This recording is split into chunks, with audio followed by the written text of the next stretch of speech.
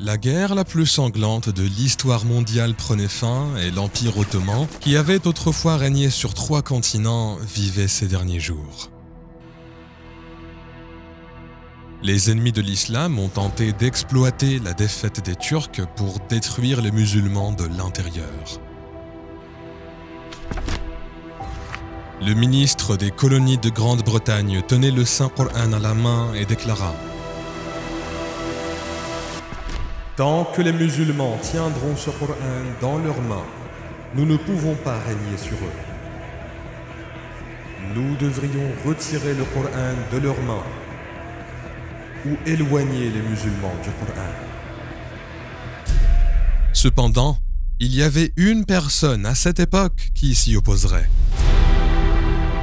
Les ennemis de l'islam ont tenté à plusieurs reprises de l'assassiner. Il a été empoisonné 19 fois, mais par la grâce d'Allah subhanahu wa ta'ala, il a survécu à toutes ces attaques contre sa vie. Je m'opposerai à tous ceux qui attaquent le Coran et prouverai au monde entier que le Coran est une lumière si brillante qu'elle ne peut pas être cachée ou éteinte. Un amoureux du prophète, sallallahu alayhi wa sallam. Badi'u Zaman, Saïd al-Nursi.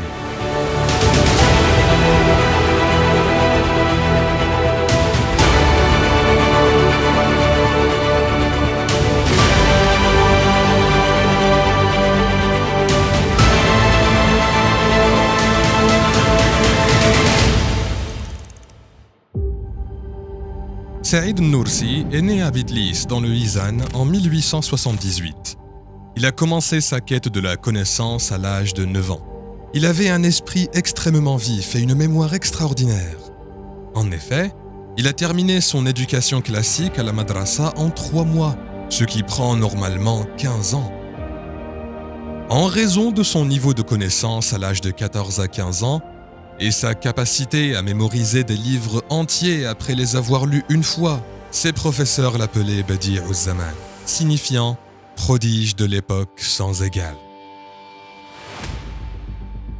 Un jour, quand il était jeune, il a fait un rêve extraordinaire qui allait façonner sa vie. Il se tenait à côté d'une grande montagne, le mont Ararat. Soudain, la montagne explose violemment, projetant d'énormes morceaux de terre à travers le monde entier. Alors qu'il était terrifié et effrayé, un grand homme est venu vers lui et lui dit de manière autoritaire: explique et raconte le caractère miraculeux du Coran. En d'autres termes, fais savoir à quel point le Coran est miraculeux. Après avoir entendu cela, il s'est réveillé tout excité, comprenant qu'il y aurait une transformation idéologique dans le monde et qu'elle allait s'attaquer au Coran. Peu de temps après avoir fait ce rêve, la signification de son rêve a été confirmée. Il a vu un article dans un journal. Le ministre des colonies de Grande-Bretagne tenait le Saint-Coran dans sa main et déclarait: tant que les musulmans tiendront ce Coran dans leurs mains, nous ne pouvons pas régner sur eux. Nous devrions retirer le Coran de leurs mains ou éloigner les musulmans du Coran. Cet article a eu un effet indescriptible sur Badi'u Zaman. C'était comme un feu brûlant au milieu de sa poitrine, brûlant uniquement de l'amour d'Allah subhanahu wa ta'ala et la foi. Par la suite, il a réfléchi à ce qui pourrait se passer dans le monde musulman. Il s'est inquiété, mais son enthousiasme a grandi en même temps que ses inquiétudes. À ce moment-là, il s'est levé et a promis d'y consacrer sa vie. Je prouverai au monde entier que le Coran est une lumière si brillante qu'elle ne peut pas être cachée ou éteinte.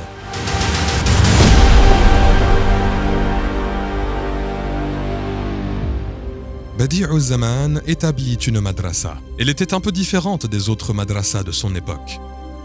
Il enseignait la science et la religion ensemble en conformité.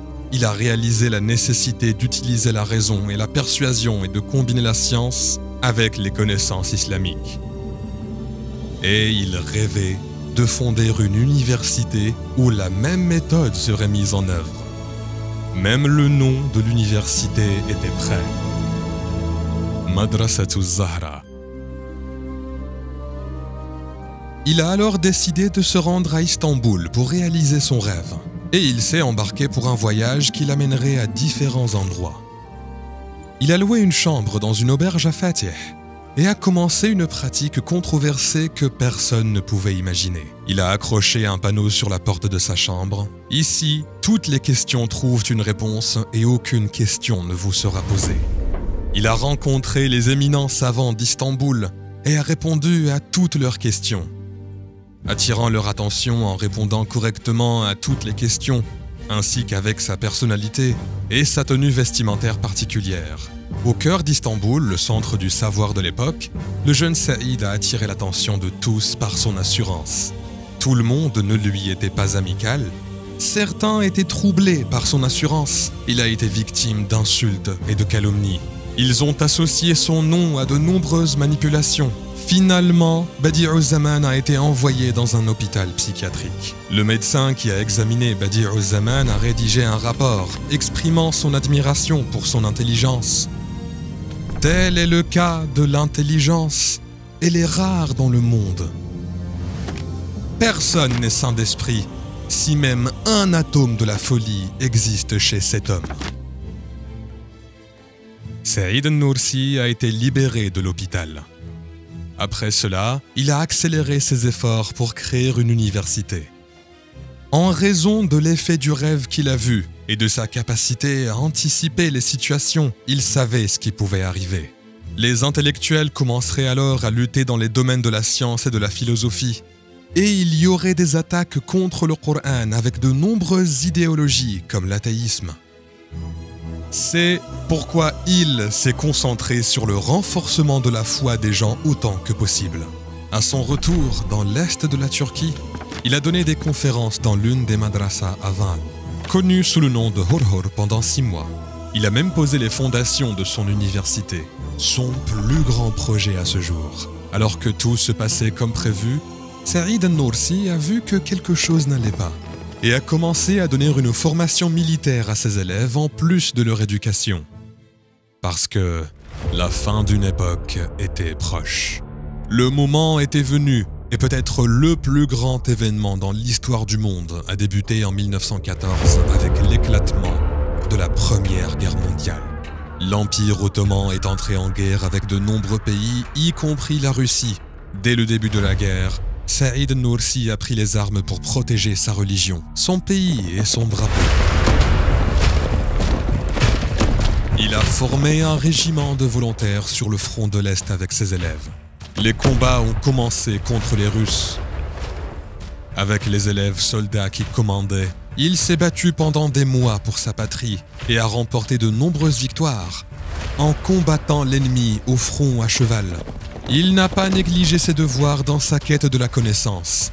Il a commencé à rédiger son tafsir du Coran sur le front, l'ouvrage Signe de miracle.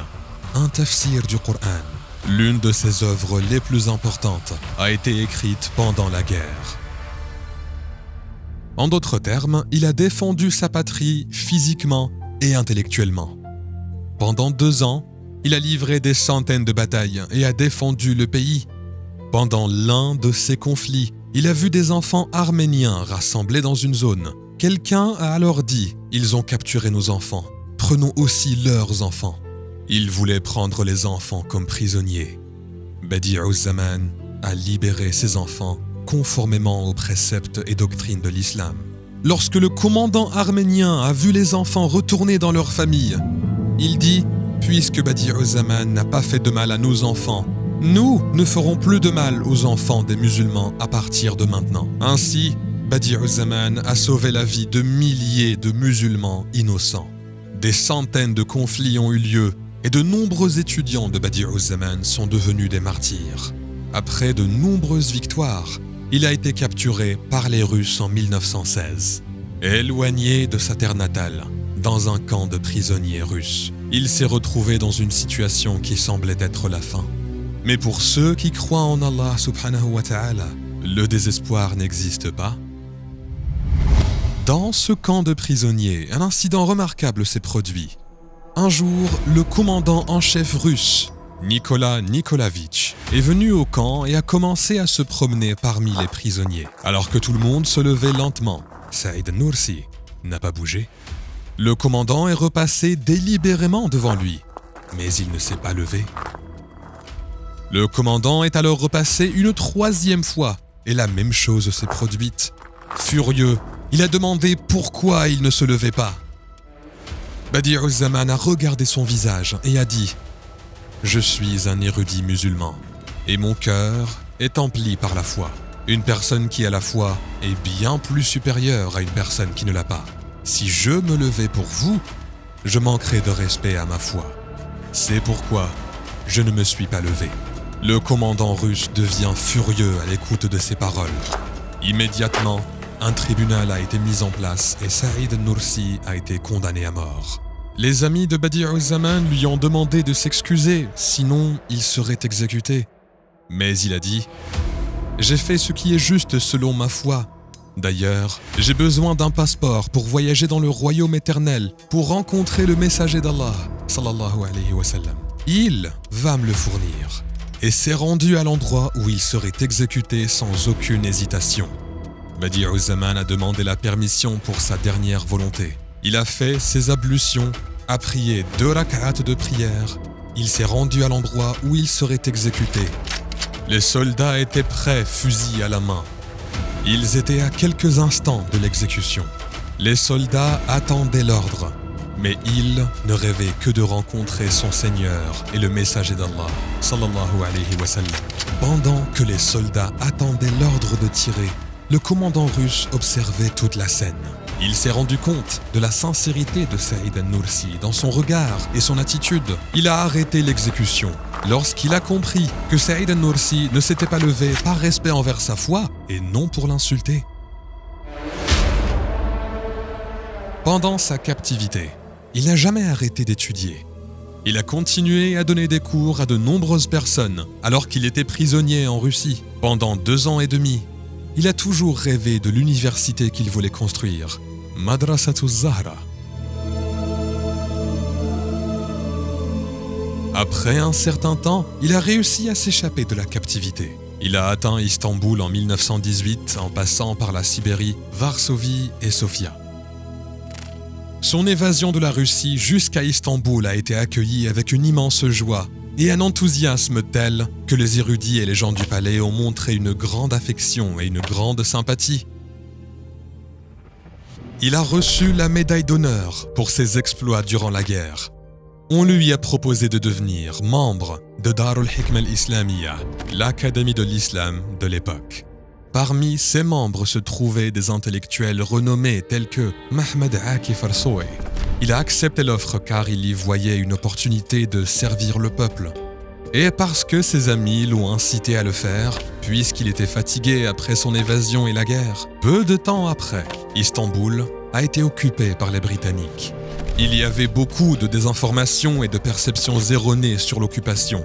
Saïd Nursi a tenté de sensibiliser l'opinion publique contre l'occupation avec un livre qu'il a publié. En même temps, une lutte pour l'indépendance a commencé en Anatolie. Le cheikh al-Islam de l'époque qualifiait ce mouvement en Anatolie comme une rébellion. Saïd Nursi a émis sa propre fatwa, s'opposant à la fatwa du cheikh al-Islam.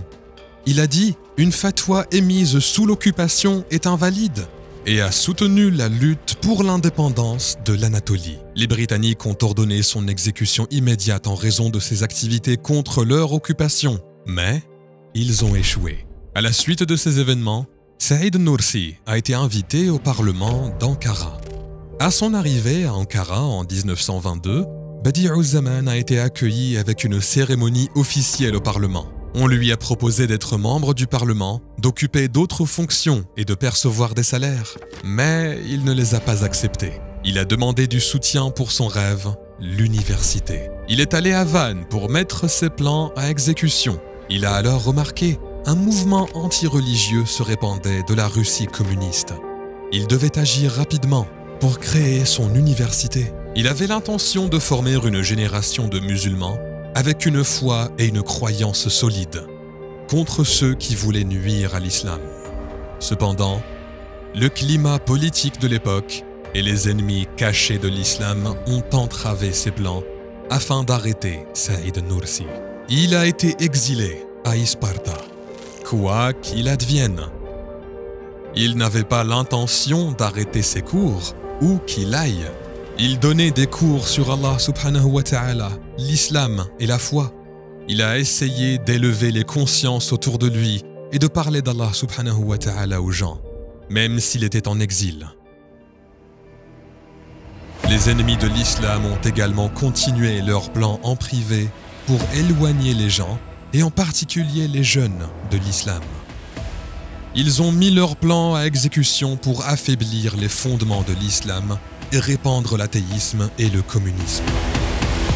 L'un des opposants à l'islam les plus connus de l'époque, Abdullah Jawdat, a déclaré que la croyance en Allah était naïve et que cette croyance conduisait les gens à une irrationalité incurable.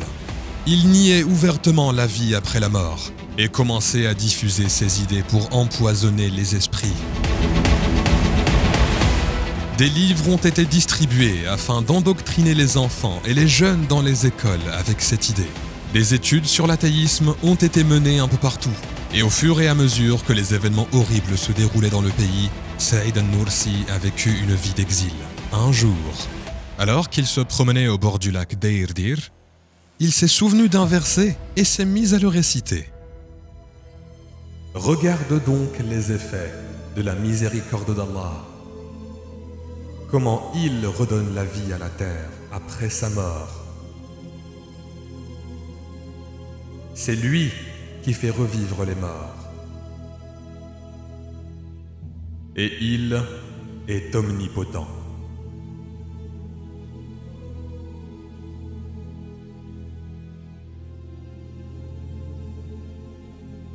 Après avoir lu ce verset, Badi'u Zaman se tourne vers son disciple et lui dit « Chaque plante qui se fane et meurt à l'arrivée de l'hiver ressuscite à nouveau. Ne sont-elles pas les signes de la résurrection de l'homme après avoir été enterré dans sa tombe? Alors écris, mon frère. » Ses disciples ont commencé à écrire. Le traité, la résurrection et l'au-delà étaient prêts en peu de temps. Dans ce traité, l'existence de l'au-delà est prouvée par la raison et des preuves logiques, et ce livre a été distribué partout. Ceux qui ont vu cette œuvre ont été déconcertés. Surtout les ennemis de l'islam ne savaient pas quoi faire, parce qu'ils ne pouvaient réfuter aucune des preuves présentées par Saïd Nursi. Cette fois, leur adversaire n'était pas simplement un connaisseur du savoir islamique. Il faisait face à un savant de l'islam qui connaissait aussi la philosophie, l'astronomie, la physique et bien d'autres sciences, ainsi que leurs traditions qui remontent à l'Antiquité. Abdullah Jawdat a exprimé son désespoir pour ceux qui attendaient une réponse au livre avec ces mots. Saïd Nursi m'a conduit à travers les rues de l'au-delà avec son œuvre. Comment puis-je nier les rues dans lesquelles j'ai marché?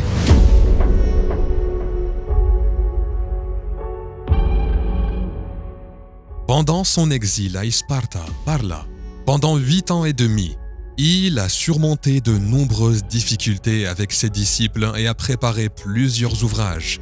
Son seul but était d'assurer la sécurité de l'islam et des musulmans. Les ennemis de l'islam ne pouvaient tolérer tous ces travaux, qui diffusaient la foi et la vérité sur l'islam et surveillaient chaque mouvement de Badi'u Zaman. Il a été exilé d'un lieu à un autre et gardé en détention pendant une longue période. Il ne laissait personne lui rendre visite, mais ses œuvres ont tout de même été écrites et distribuées. Il restait une chose à faire, l'éliminer lui, ses disciples et ses idées. Sans prévenir, leurs maisons ont été perquisitionnées. Des coiffes, turbans et chapelets ont été montrés comme des armes offensives. Badi'u Zaman et ses disciples ont été envoyés d'une prison à une autre par une froide journée d'hiver dans la prison d'Afion. La température était de moins 15 degrés à l'extérieur. Badi'u Zaman a été mis à l'isolement. Sa cellule, à la fenêtre brisée, n'avait pas de chauffage. Le froid était mordant. On ne lui a donné que 2 couvertures pour se réchauffer. Il les a enroulées autour de lui pour se réchauffer. Le gardien de prison lui a apporté son repas. Après avoir mangé, il a été pris de fièvre. Ses mains ont commencé à trembler. Ses lèvres se sont fendues à cause de la fièvre. Son corps a commencé à devenir noir. Il a été empoisonné. Il s'est allongé pendant que le poison se répandait dans tout son corps. Seul, il attendait la mort. Après un certain temps, 2 de ses disciples ont trouvé une occasion de lui rendre visite. Il dit à ses disciples : « Si je meurs, dites à mes amis qu'ils ne me vengent pas. » Après avoir dit cela, il s'exclama : « Mes frères, ils ne pourront pas me tuer. » Par la grâce d'Allah, il a survécu à l'empoisonnement. C'est l'un des nombreux incidents qu'il a vécu en prison. Il a passé sa vie en prison alors qu'il était innocent, mais il n'a jamais pensé à arrêter.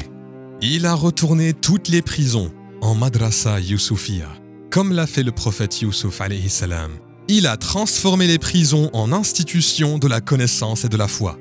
Alors que tout le monde était inspecté pour les couteaux et les armes à feu, il a été fouillé à la recherche de papier et de crayons. Il utilisait du papier à cigarette des prisonniers pour continuer à écrire ses œuvres. Il a transformé des assassins en personnes pleines de compassion et d'affection. Ils ont essayé de l'empoisonner plus de 19 fois. Mais par la grâce d'Allah, il a survécu à tout cela. Il s'est lassé des tentatives d'assassinat et d'intimidation. Il a beaucoup souffert, mais peu importe la souffrance endurée, il ne s'est jamais arrêté pour se lamenter sur son état. Il se réveillait chaque nuit pour prier pour le bien-être de la Oumma jusqu'au matin. Il dit à ceux qui voulaient le dissuader de faire de la da'wa : « Si j'avais autant de têtes que le nombre de mes cheveux, et si l'une d'elles était coupée tous les jours, je ne voudrais toujours pas m'incliner devant les mécréants et les infidèles. Il ne me viendrait même pas à l'idée d'abandonner ce service de la foi et de la lumière. » Il a écrit des centaines de traités sur la foi pour résoudre les problèmes les plus fondamentaux de la société. Il a préparé des travaux aussi efficacement qu'un médicament. Il soignait les enfants, les jeunes, les patients, les personnes âgées avec son travail, comme un médecin soigne avec des médicaments. Il a inspiré le cœur des gens avec le Coran et a écrit un autre livre qui est devenu un adversaire inflexible de l'athéisme, le traité de la nature. Avec ce traité, il a détruit la colonne vertébrale de l'athéisme en 2. Il a prouvé l'existence d'Allah subhanahu wa ta'ala avec de telles preuves. La philosophie de l'athéisme ne pouvait même pas produire un seul contre-argument. Il a contesté ceux qui tentaient de l'intimider, de le repousser de sa voie et de sa da'wa. Ceux qui l'ont exilé d'un lieu à un autre et qui l'ont torturé en l'empoisonnant à plusieurs reprises. Avec la puissance du Coran, je vous défie. Vous tous qui prenez le parti des Européens, j'ai mis en pièces vos forteresses, ce que vous appelez les sciences positives et naturelles, avec mes publications, lumière de la foi. J'ai fait tomber leurs plus grands philosophes, mes croyants, en dessous du niveau des animaux. Même si toute l'Europe se réunissait, avec l'aide d'Allah, ils ne parviendraient pas à réfuter un seul des points que j'ai avancés. Inch'Allah, ils ne peuvent pas me vaincre. Il y a eu de nombreux savants qui vivaient pour la da'wa d'Allah subhanahu wa ta'ala. Ils servaient les gens et ont quitté ce monde.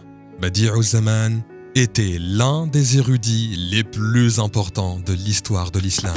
Même le poète Mehmed Akif Ersoy, fierté nationale de la Turquie, a déclaré « Victor Hugo, Shakespeare et Descartes ne peuvent qu'apprendre de Badi'u Zaman. Ils ne peuvent être que ses disciples. Cela suffit à montrer à quel point il était un grand érudit dans les dernières années de sa vie. Badi'u Zaman a donné une interview à Eshref Edip. Il a prononcé ces paroles déchirantes. Il y a un grand feu devant moi. Ces flammes s'élèvent vers le ciel. Mon fils brûle à l'intérieur. Ma foi brûle à l'intérieur. Je me précipite pour éteindre ce feu, pour sauver ma foi. Quelqu'un essaie de m'arrêter sur mon chemin et mon pied le heurte. Est-ce que cela a de l'importance? Cet incident a-t-il une importance face à cet immense incendie? Esprit étroit, pensée étroite. En plus de 80 ans de ma vie, je n'ai rien connu des plaisirs terrestres. Toute ma vie s'est écoulée sur les champs de bataille. En prison, en exil ou dans les tribunaux de mon pays. J'ai enduré chaque douleur et éprouvé chaque tourment. J'ai été traité comme un boucher dans les tribunaux militaires. J'ai été exilé de ma patrie comme un vagabond. J'ai été emprisonné en isolement pendant des mois dans mon pays. J'ai été empoisonné à plusieurs reprises. J'ai subi toutes sortes d'insultes. Il y a eu un temps où j'aurais choisi la mort plutôt que la vie des milliers de fois. Si ma religion ne m'avait pas empêché de me suicider, peut-être que Saïd aurait pourri dans la tombe aujourd'hui. Peut-être que la plupart d'entre nous avons entendu le nom de Badi'u Zaman Saïd Nursi, mais nous n'avons pas tout à fait compris comment il a lutté ou ce qu'il a essayé de nous enseigner. Il a passé toute sa vie pour la da'wa de la foi, pour la Ummah, pour nous. Tout le monde a une histoire dans ce monde, et tout le monde ne laissera qu'une seule signature. Qu'en est-il de votre histoire? Ou de mon histoire? Vous avez peut-être pensé en m'écoutant, c'était un grand érudit. Peut-être que vous vous êtes critiqué en pensant, qu'est-ce que je fais pour la da'wa de l'islam? Le message de cet homme qui a sacrifié 82 ans de sa vie pour cette da'wa peut être caché dans ce dicton. Si vous voulez connaître votre valeur aux yeux d'Allah, regardez avec quoi il vous occupe.